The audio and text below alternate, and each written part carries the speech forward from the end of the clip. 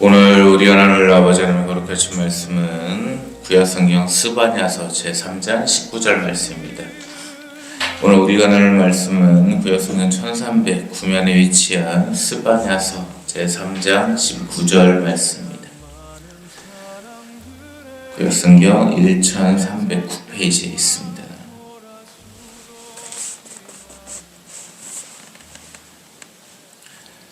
3장 19절 말씀을 제가 대신 봉독하여 읽습니다. 그때 내가 너를 괴롭게 하는 자를 다 벌하고 저는 자를 구원하여 쫓겨난 자를 모으며 온 세상에서 수욕받는 자에게 칭찬과 명성을 얻게 하리라. 아멘. 아버지 하나님 감사합니다. 아버지의 크신 은혜와 사랑 가운데 영광 가운데 저희를 안아주셨고 이 안식일 귀한 생명을 허락하여 주셔서 감사합니다. 지난 한 주 아버지의 은혜 가운데 먹고 마셨사오며 입을 수 있었고 누릴 수 있었나이다. 지난 한 주 또한 아버지를 떠나 죄악 속에 있었던 저희의 죄를 용서하시어 주시옵소서. 아버지 하나님 오늘 나눠지는 말씀 가운데 이끄시어 주시옵고 오직 아버지의 사랑과 은혜 가운데 품으시어 주셔서 이 말씀을 가지고 다음 한 주를 살아갈 수 있는 이 한 주를 살아갈 수 있는 힘과 용기를 허락하여 주시옵소서. 특별히 아버지 하나님 이 나라와 이 민족을 생각하여 주셔서 우리 윤석열 대통령이 하루빨리 억울함을 벗고 남은 임기를 채울 수 있도록 아버지께서 윤석열 형제를 이끄시어 주시옵고 그 마음이 낙심하지 않도록 붙잡아 주시옵소서. 오직 아버지께 감사와 찬양을 올려오며 우리 구주 예수 그리스도님의 이름으로 기도 올려옵나이다. 아멘. 예, 또 새로운 이렇게 한 주가 밝았는데요. 지난 2월 19일 날 상당히 좀 분노에 가득 차는 사건이 있었습니다. 서울중앙지방법원의 지기현이 윤석열 대통령께 판결 선고를 했는데 무기징역을 선고했습니다. 판결문이 앞뒤도 맞지 않고 얘기를 들어보면 다 김용현이 주도한 거를 판결문을 써놓고서 암묵적으로 윤석열 대통령이 지시를 했다 이런 말도 안 되는 논리를 펼쳤죠. 그뿐만이겠습니까? 그 소년심판이라고 하는 김혜수가 나오는 넷플릭스의 드라마 대사를 인용을 해서 성경을 읽으려고 촛불을 훔칠 수는 없다. 이상이 하듯한 얘기를 갖다가 하면서 이 판결문에다가 넣기도 했습니다. 그래도 그동안의 어떤 구속 취소 인용 결정이나 여러 가지 재판 절차들을 보면서 법리적으로 좀 해석을 하지 않을까. 그래도 당연히 온전하게 무죄가 선고가 되든지 일부는 공소기각이 되지 않을까 이렇게 기대를 했는데 역시나 적신한 것 같습니다. 판결문의 내용을 보면요. 특검이 주장했던 윤석열 대통령의 친위 쿠데타 장기 집권을 위한 독재 이 부분은 증거가 없다고 써 있습니다. 그뿐만이겠습니까? 윤석열 대통령이 국회를 어떤 봉쇄의 목적을 위해서 한 게 아니라는 것도 잘 들여다보면 그게 나오죠. 근데 지기현의 판단이 얼마나 웃깁니까? 장기적으로 국회를 봉쇄하려고 했다. 해제 계획이 없었다. 참 이게 말이 안 되지 않습니까? 왜냐하면 우리 대한민국 헌법에서는 비상계엄이 선포가 됐을 때 그 계엄령의 해제를 국회에서 의결하면 대통령은 즉각 해제를 해야 됩니다. 근데 그 부분을 대통령이 몰랐다고 과연 얘기를 하는 걸까요? 국회에 해제 요구가 있으면 당연히 해제를 해야 하는데 뭘 영구적인 봉쇄를 하려 했다. 참 말도 되지 않는 얘기가 나왔습니다.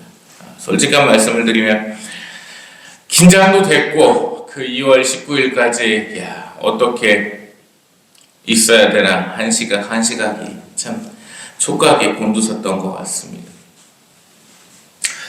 대한민국 국민들의 목소리가 윤석열 대통령을 연호하는 그 함성이 응원 소리가 지기현의 귀에는 들리지 않는 것 같습니다.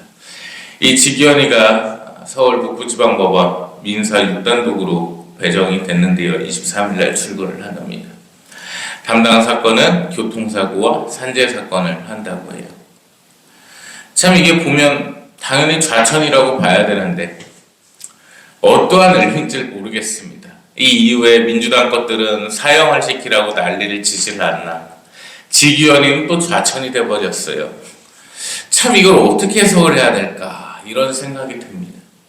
그나마 다행인 건 1심에서 윤석열 대통령께서 친일 쿠데타나 장기 집권이 아니었고 또 김용영의 그 개인의 일탈로 이루어진 직권남용의 위법 행위임이 드러났다는 게 그나마 다행이라고 봐야 되지 않을까 뭐 이런 생각도 해봅니다.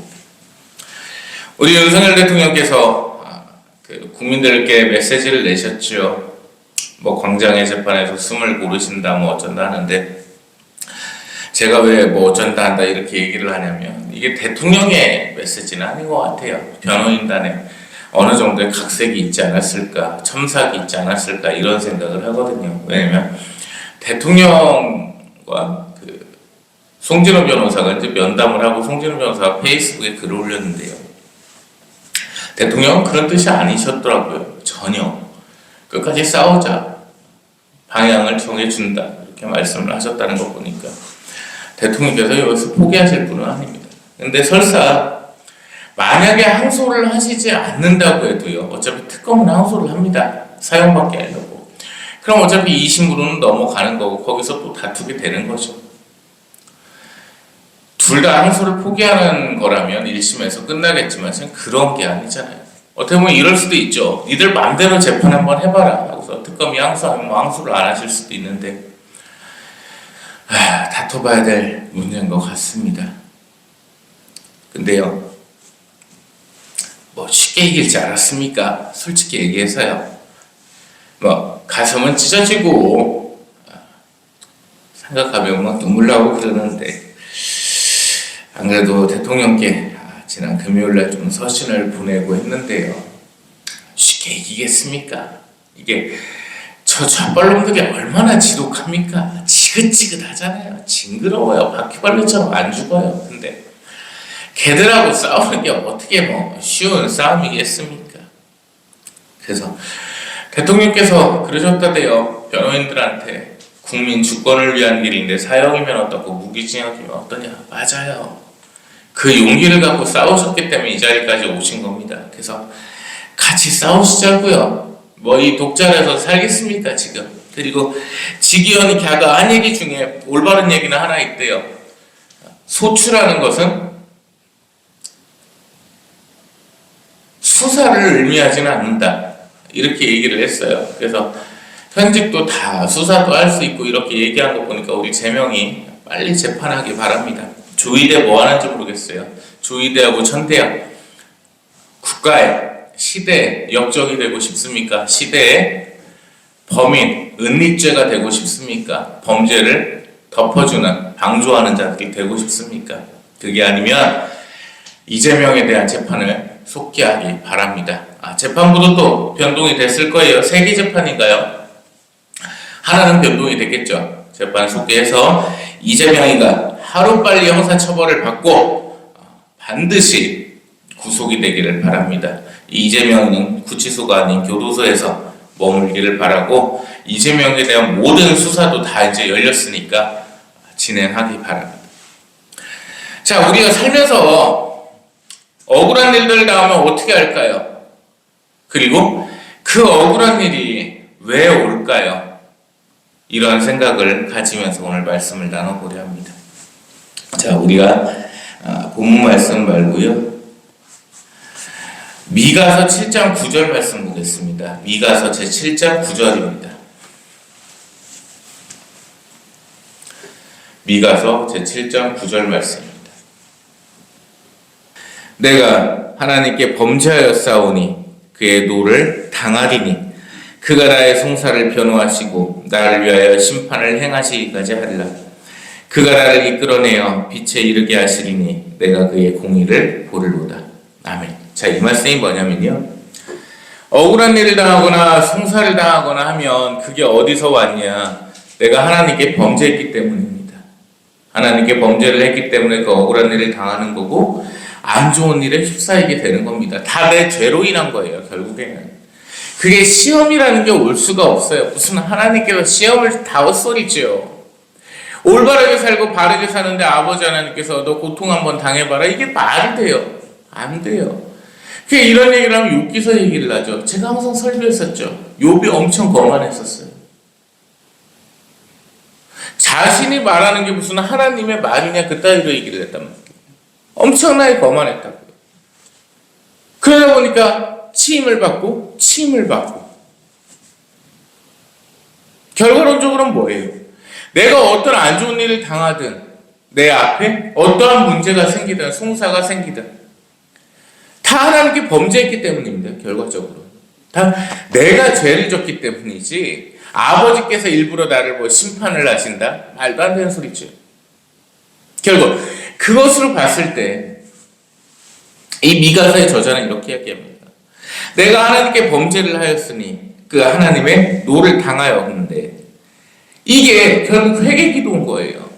자, 그러면 회개를 하지 않으면 말씀드린 것처럼 다 그냥 끝나는 거예요. 그냥 어려운 가운데 사는 거고 고통 중에 사는 세상이 되는 건데요.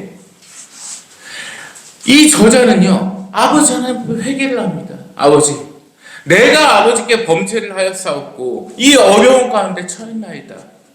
잘못했습니다. 그 회개 기도를 드렸을 때 아버지께서는 어떻게 하십니까? 나의 송사를 변론하시고 나를 위하여 심판을 행하시기까지 하리라. 아멘. 아버지의 편에 서서요 지켜주십니다. 그 단순한 회개 하나로요 되게 단순해 보이죠. 근데 그 회개 한마디에 아버지께서 이제야말로 내 편이 되주신다니까요. 내가 하나님의 편에 서야 되는데 내가 하나님의 편에 서는 순간 하나님께서 내 편이 되주십니다. 순서를 잘 하셔야 돼요. 내가 하나님 앞에 회개를 해서 내가 하나님 앞에 섰을 때 하나님의 편에 섰을 때 하나님께서 내 편이 되주신다고요. 단순하고 간단한 것 같지만 되게 깊은 이야기입니다. 천지에 전능하신 아버지 하나님께서 무한하신 권능의 하나님 아버지께서 내 편이 되주신다니까요. 그 회개 기도 가운데 아버지께서 나의 편에 서셔서 나의 편을 들어주신다. 이것이 미가서 저자의 얘기입니다. 즉 살면서 어떠한 어려운 일이 올 수도 있고요. 사람이다 보니까 맨날 악하게 살아요. 그냥 원래 그런 인간이잖아요. 사람은. 그렇게 악하게 살다가 무슨 어려운 일을 당하고 안 좋은 일을 당하고 했을 때 하나님 앞에 회개를 그때 비로소 하나님께서는요 내 손을 들어주신다고요. 결국 만사가 다 풀려버린 거예요. 그가 나를 위해서 말씀 보실까요? 심판을 행하시기까지 하리라. 아멘. 결론까지 다 내줘 버리십니다.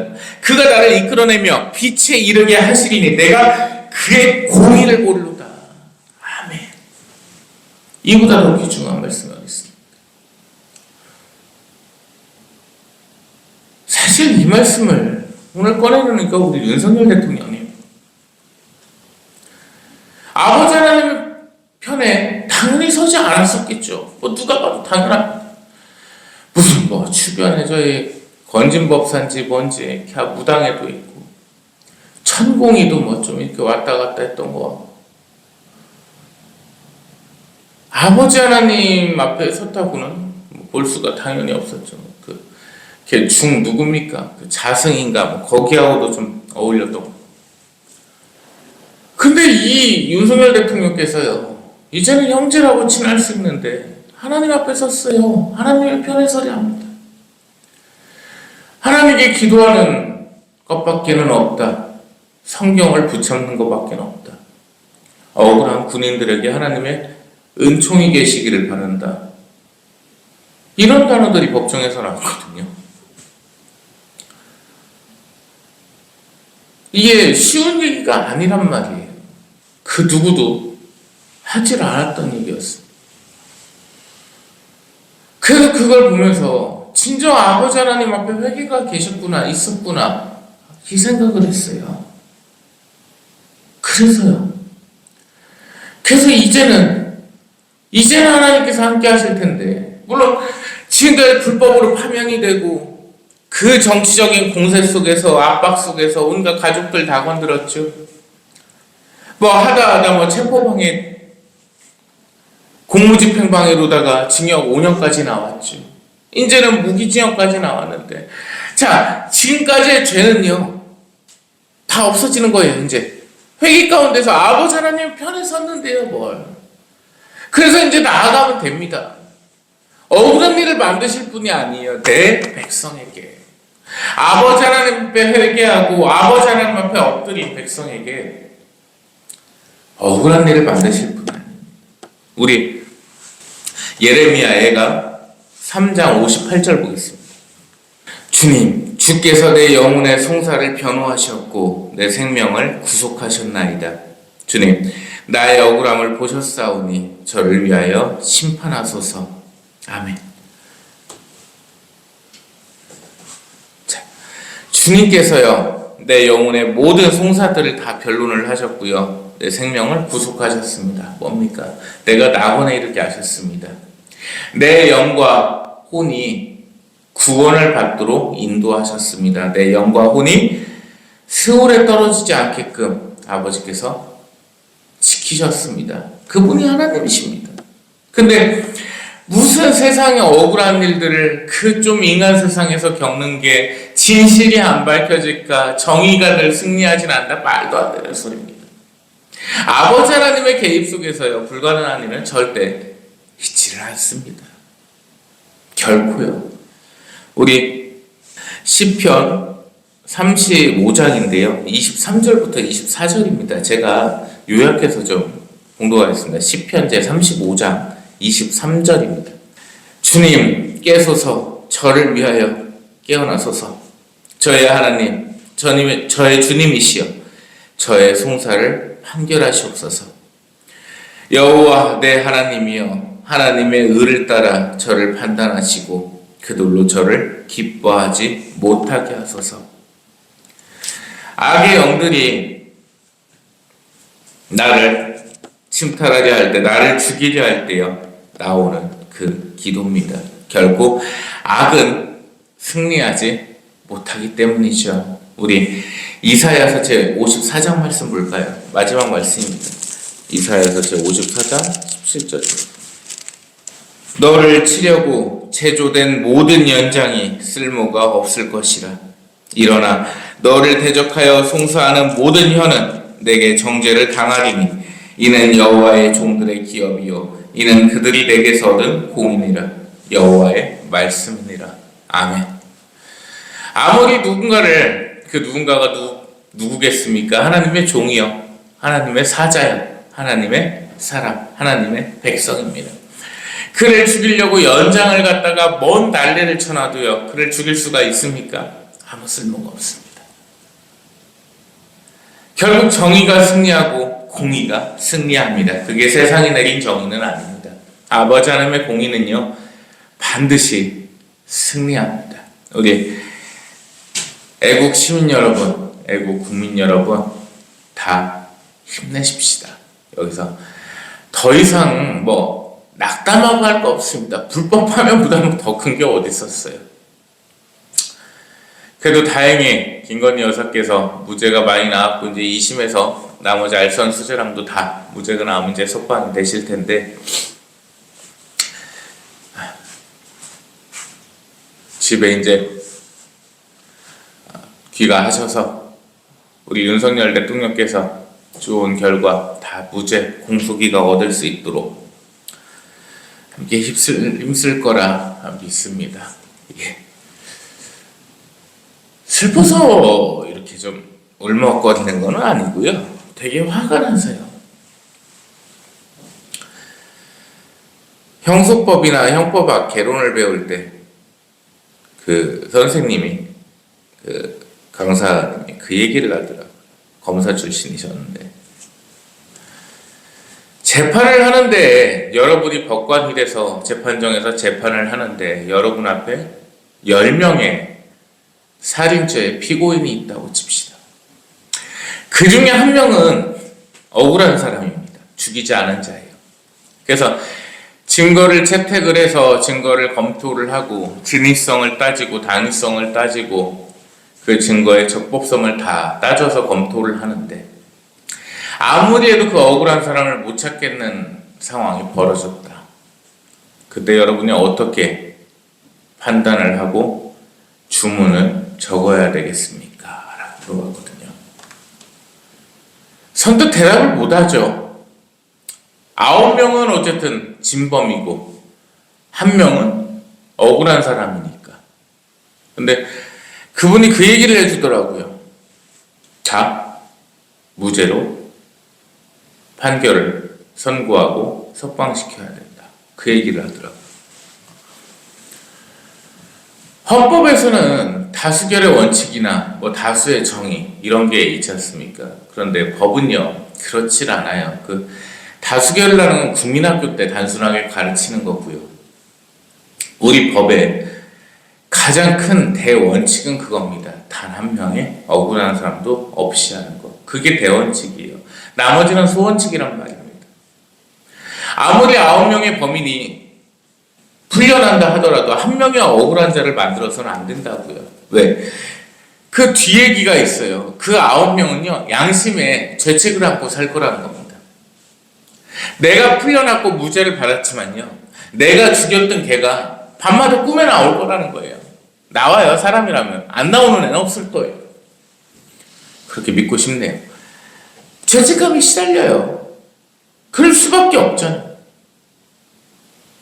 그래서 그 법의 대원칙이라는 거는요 절대 억울한 사람을 안 만드는 겁니다. 그런데 직위원을 보십시오. 암묵적으로 지시를 냈다. 계엄 해제에 시간이 없었다. 직위원이 구속 취소를 인용하면서 뭐라고 얘기를 했습니까? 시간으로 계산했다, 날짜로 계산했다, 온 난리가 났었잖아요. 그때 내세웠던 원칙이 뭐였을까요? 애매할 때는 피고인의 이익으로, 불리할 때는 피고인의 이익으로. 43시간이 문제였어요. 구속 적부심 신청하고 받고 끝나는 시간이 43시간이었는데 특검에서는 이런 거예요. 이틀이지 않습니까? 검찰에서 이런 거예요. 이틀이지 않습니까? 이틀로 계산을 해주십시오. 근데 윤석열 대통령의 변호인단은 뭐라고 얘기를 했습니까? 48시간이 안 됐으니까 하루 잤냐? 하루 하고서 19시간인 거지. 어떻게 그걸 2일로 볼 수 있느냐? 그 직위원이 어떻게 했습니까?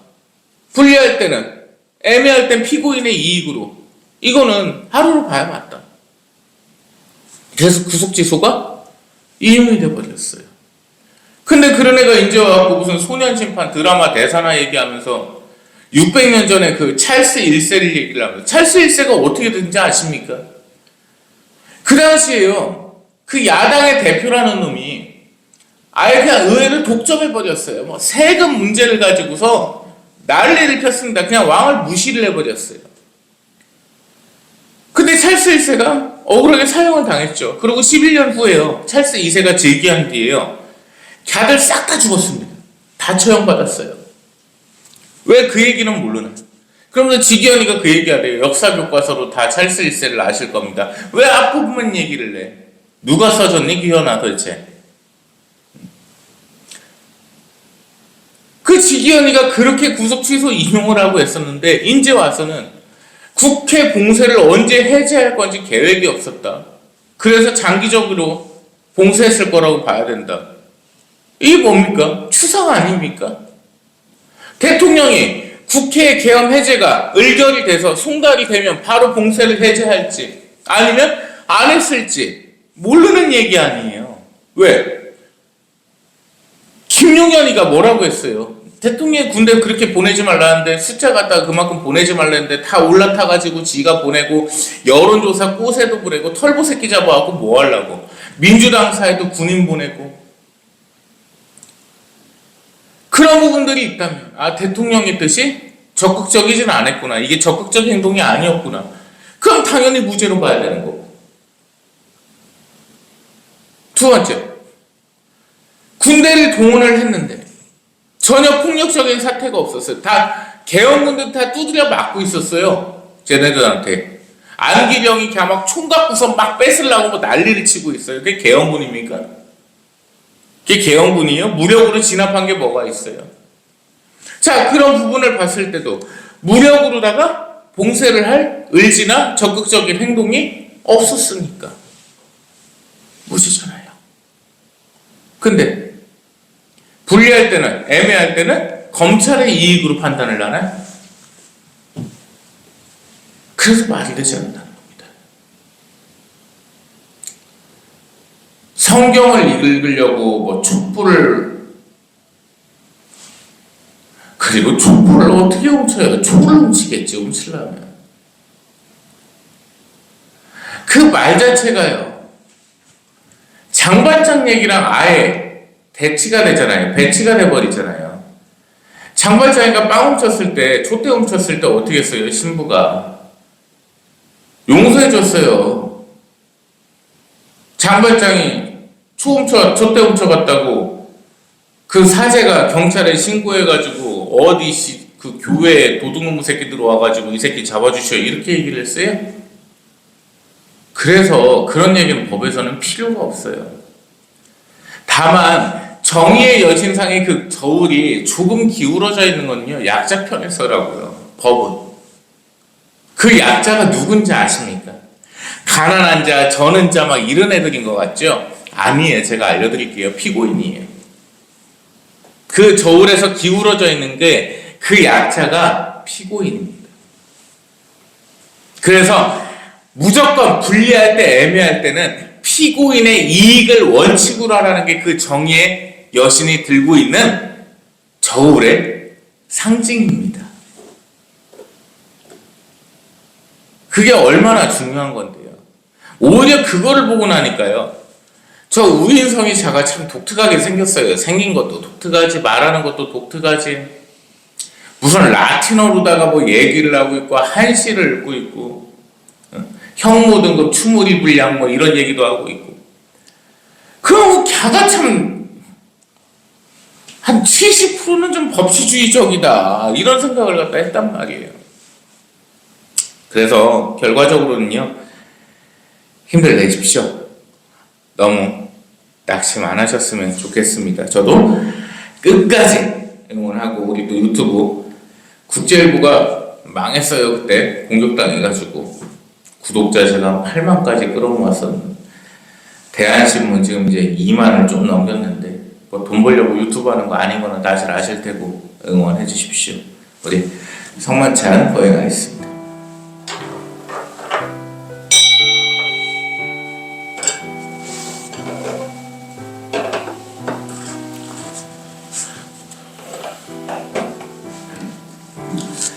주님께서는 스스로 원하신 순환이 다가오자 떡을 떼어 쪼개어 제자들에게 주시며 말씀하셨나이다. 이것은 너희를 위하여 내어줄 내 몸이니 너희는 나를 기억하여 이를 행하여라.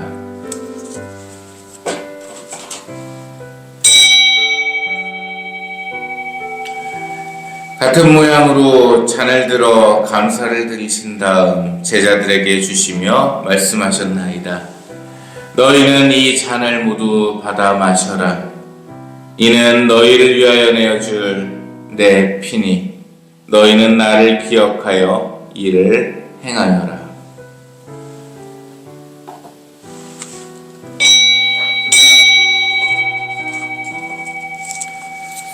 신앙의 신비여, 주님께서 오실 때까지 주님의 죽음을 전하며 부활을 선포하나이다. 주님께서 부르셨사오니 이 성찬에 초대받은 이는 강복받을 지어다. 아멘. 나눠드린 떡과 잔을 드시면 됩니다.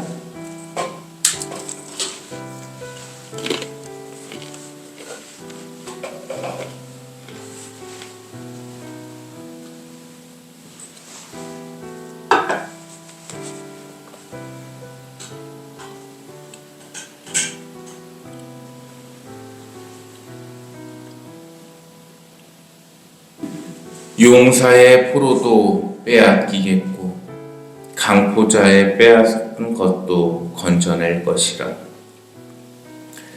너와 다투는 자와 내가 다툴 것이요 내 자녀를 내가 구원할 것이라. 아멘. 아버지 하나님, 아버지 하나님의 은혜 가운데 이 한 주를 살아갑니다.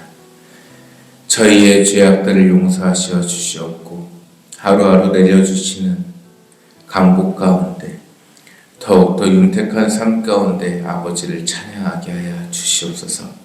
우리 구주 예수 그리스도님의 이름으로 기도 올리옵나이다. 아멘. 이제는 아버지 하나님의 무한하시며 극진하시며 지극히도 높으신 사랑하심과 성자 하나님의 그 크신 은혜와 성령 하나님의 정의로 공의로 이끄심, 이 시간 하나님 앞에 엎드려 하나님 앞에 회개하는 백성들 머리 위에, 특별히 윤석열 형제의 앞길 위에, 그 송사 위에, 그 머리 위에 이제부터 영원토록 뭉토록 항상 함께 계실지어다. 아멘.